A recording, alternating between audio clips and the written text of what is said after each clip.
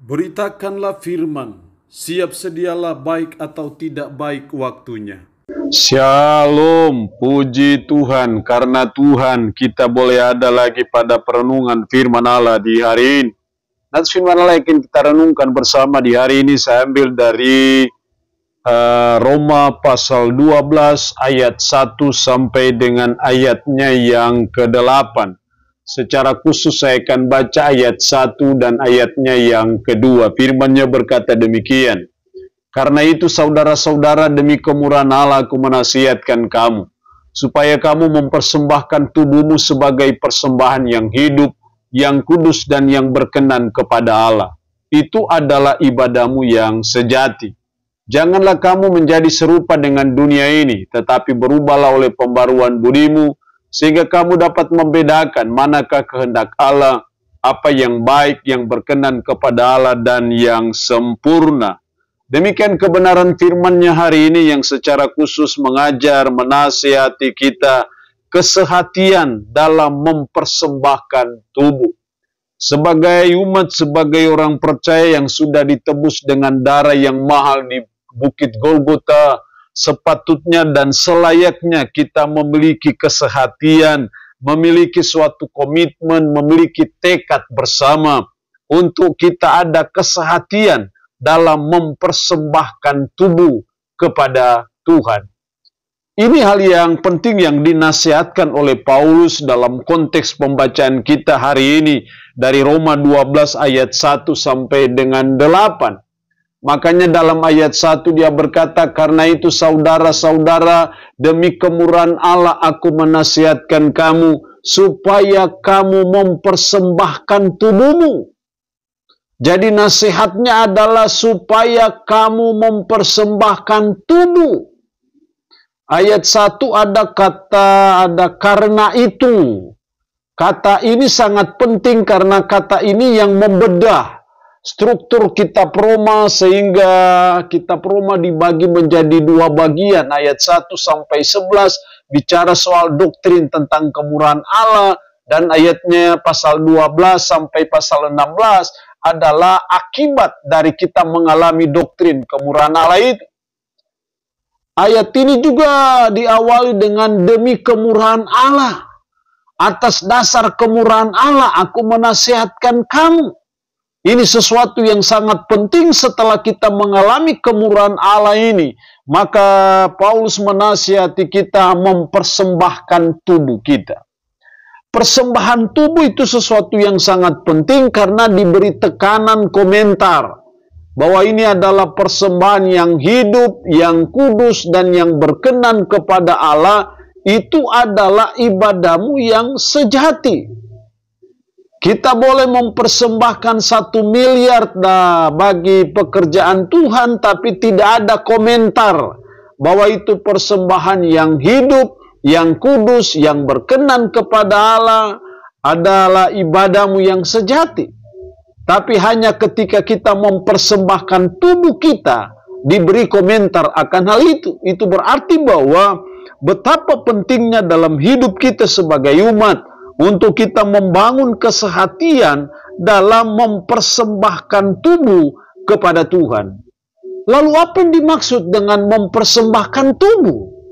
Dalam konteks kitab Roma kita memahami bahwa yang dimaksud dengan mempersembahkan tubuh artinya bahwa kita menyerahkan seluruh anggota-anggota tubuh kita untuk dipakai sebagai senjata kebenaran, bukan senjata kelaliman. Kita mempersembahkan semua anggota-anggota tubuh kita kepada Allah, supaya melalui anggota-anggota tubuh kita, kita memperjuangkan, kita mengusahakan kebenaran itu dalam hidup kita.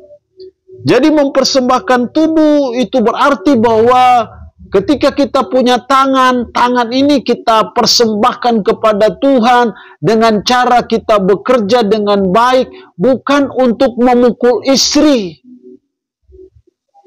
Demikian juga kaki kita persembahkan kepada Tuhan dengan cara kita berjalan ke tempat-tempat ibadah, bukan untuk berjalan ke tempat-tempat yang Tuhan tidak kehendaki. atau kita pakai kaki ini untuk tendang istri kita, tendang anak kita, itu bukan mempersembahkan tubuh kepada Tuhan.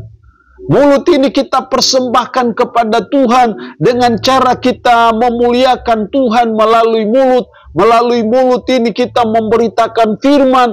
Mulut ini tidak boleh untuk menghina orang ataupun mencaci maki orang. Karena itu namanya kita tidak mempersembahkan tubuh. Dan mempersembahkan tubuh dalam konteks ini harus secara kontinu, hanya secara terus-menerus. Bukan hanya pada hari Minggu kita mempersembahkan tubuh. Sehingga istilah orang hari Minggu kita beda-beda tipis dengan malaikat. Hari Senin, Selasa, Rabu, Kamis, Jumat, Sabtu kita beda-beda tipis dengan iblis. Tidak boleh seperti itu ini, karena itu harus secara terus-menerus, kontinu, tangan kita, mulut kita, mata kita, kaki kita. Kita persembahkan kepada Tuhan untuk dipakai sebagai senjata-senjata kebenaran dan bukan senjata-senjata kelaliman. Itulah yang dimaksud dengan mempersembahkan tubuh dalam konteks kitab Roma.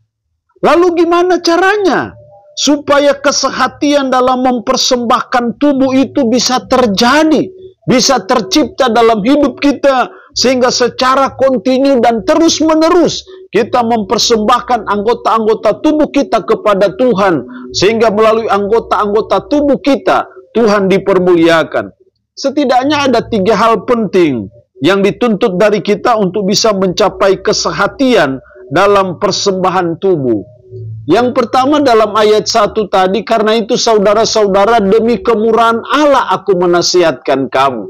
Atas dasar kemurahan Allah, Paulus menasihati jemaat yang ada di Roma. Tanpa kemurahan Allah, maka Paulus tidak akan bisa menasihati jemaat yang ada di Roma untuk mempersembahkan tubuh. Itu berarti bahwa hal yang pertama supaya kita bisa ada kesehatian dalam mempersembahkan tubuh, yang pertama kita harus terlebih dahulu mengalami kemurahan Allah itu.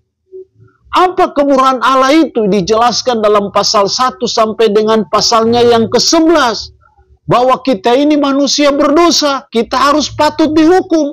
Tapi karena Yesus Kristus yang sudah substitusi, menggantikan kita, sehingga kita tidak lagi dihukum. Bukankah itu kemurahan Allah?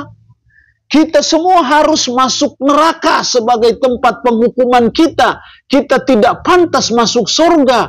Tetapi oleh karena pengorbanan Kristus di Bukit Golgota, surga bisa terbuka lebar bagi kita manusia berdosa. Bukankah itu adalah kemurahan Allah? Atas dasar kemurahan Allah itulah Paulus menasihati kita untuk kita mempersembahkan tubuh.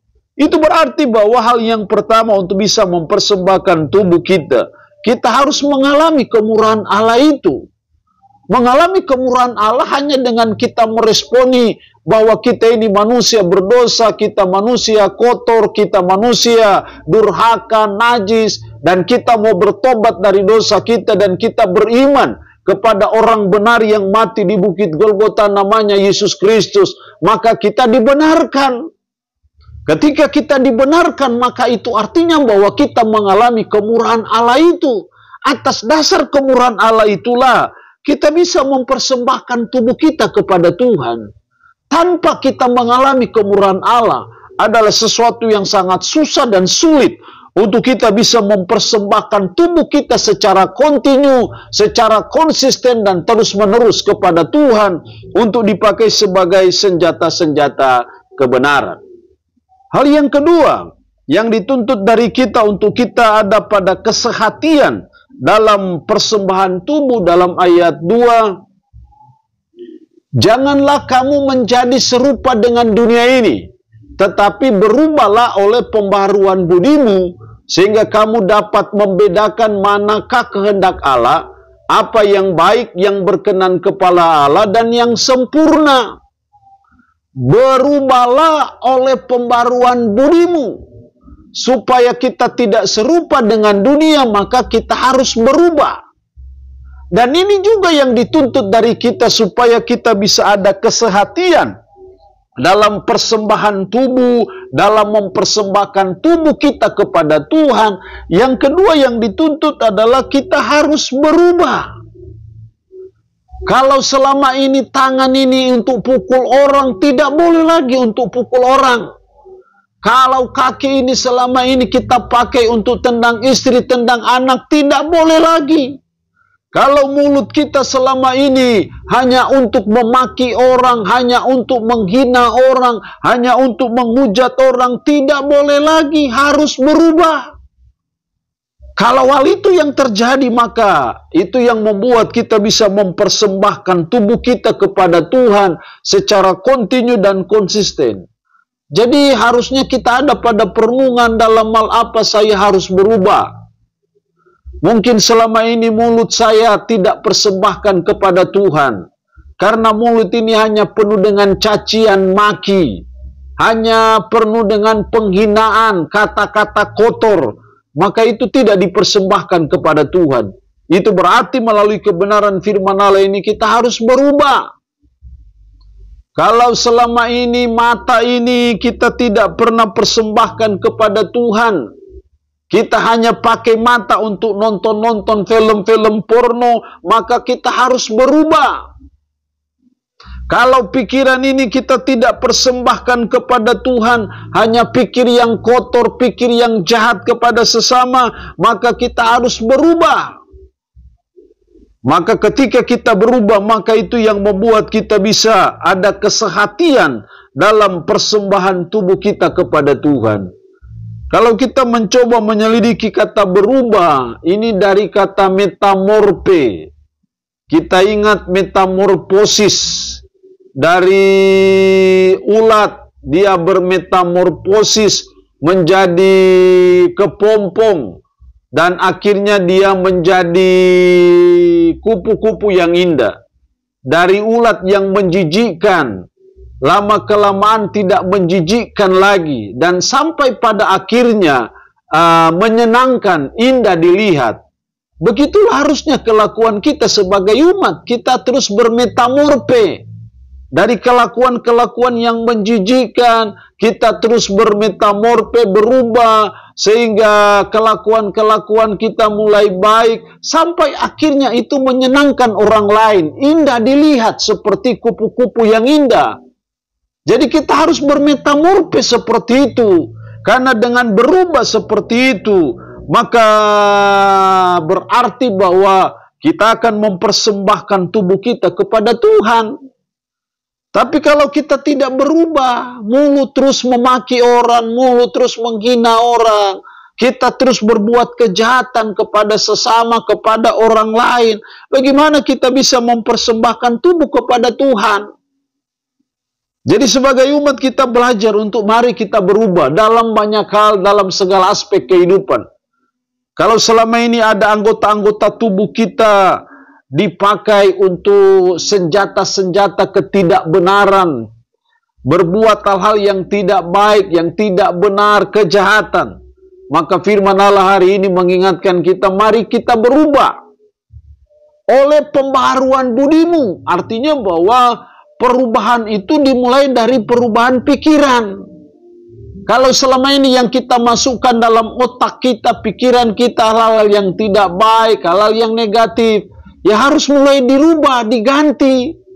Kita mulai masukkan dalam pikiran kita itu kebenaran-kebenaran firman, prinsip-prinsip firman, kebenaran-kebenaran dalam firman Allah itu terus kita masukkan dalam otak kita.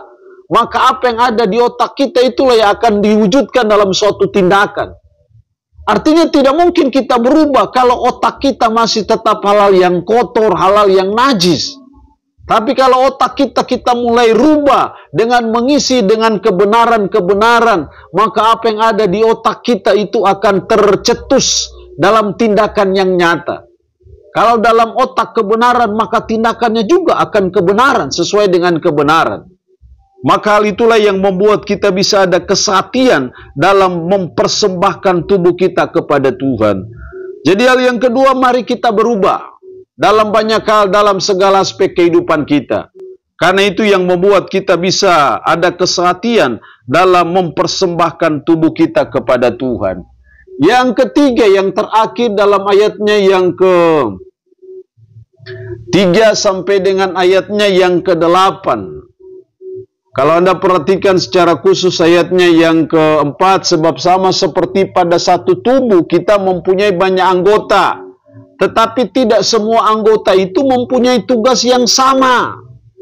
Sama dalam pelayanan kita kita mempunyai tugas yang berbeda-beda, tidak sama. Seperti tubuh ada tugas tangan, ada tugas kaki, ada tugas mata, ada tugas telinga, masing-masing dengan job description-nya masing-masing. Ini sesungguhnya berbicara mengenai karunia yang Tuhan berikan kepada kita orang yang sudah lahir baru. Kalau kita sudah lahir baru, minimal kita punya satu karunia Roh Kudus. Itu yang sering kita sebut dengan karisma. Masing-masing punya karisma. Ada yang punya karunia sebagai seorang pelayan. Dalam ayatnya yang ke-7, jika karunia untuk melayani, baiklah kita melayani. Jika karunia untuk mengajar, baiklah kita mengajar. Karunia untuk menasihati, baiklah kita menasihati. Artinya apa? Hal yang ketiga, untuk ada pada kesatian dalam persembahan tubuh, maka yang ketiga yang dituntut dari kita adalah kita harus terlibat dalam pelayanan. Karena keterlibatan kita dalam pelayanan itu menolong kita, mengingatkan kita terus, merepetisi terus dalam hidup kita, sehingga niat dan semangat untuk mempersembahkan tubuh itu akan terus ada dalam hidup kita. Tetapi yang ditekankan dalam pelayanan di sini adalah mari kita melayani sesuai dengan karunia kita. Ibarat anggota tubuh, kalau kita punya karunia tangan, ya lakukanlah tugas kita sebagai tangan. Jangan karunianya tangan tapi mengerjakan tugas kaki. Kalau kita diberi karunia kaki untuk berjalan, ya jangan mengerjakan tugas tangan untuk mengambil. Masing-masing sudah punya tugas masing-masing, masing-masing sudah punya karunia yang Tuhan berikan, dan itu karunia yang berbeda-beda. Untuk apakah karunia itu? Ya untuk memperlengkapi pelayanan. Jadi karunia Roh Kudus bagi kita diberikan untuk memperlengkapi pelayanan. Tapi sekali lagi, karunia itu diberikan pada waktu kita sudah lahir baru, kita sudah mengalami kemurahan Allah, sehingga kita sungguh-sungguh bertobat dan beriman kepada Kristus, maka kita minimal punya satu karunia. Tapi tidak ada satu pelayan yang diberi seluruh karunia. Karena apa? Kalau dia diberi seluruh karunia, maka dia tidak butuh pelayan yang lain. Tapi Tuhan memberi kita karunia, ada yang diberi 1, ada yang diberi 3, ada yang diberi 5, ada yang diberi berapa. Maksudnya apa? Berapapun karunia yang kita punyai, kita masih butuh orang lain, kita masih butuh pelayan firman yang lain, kita masih butuh majelis yang lain. Supaya kita bisa saling melengkapi dalam pelayanan.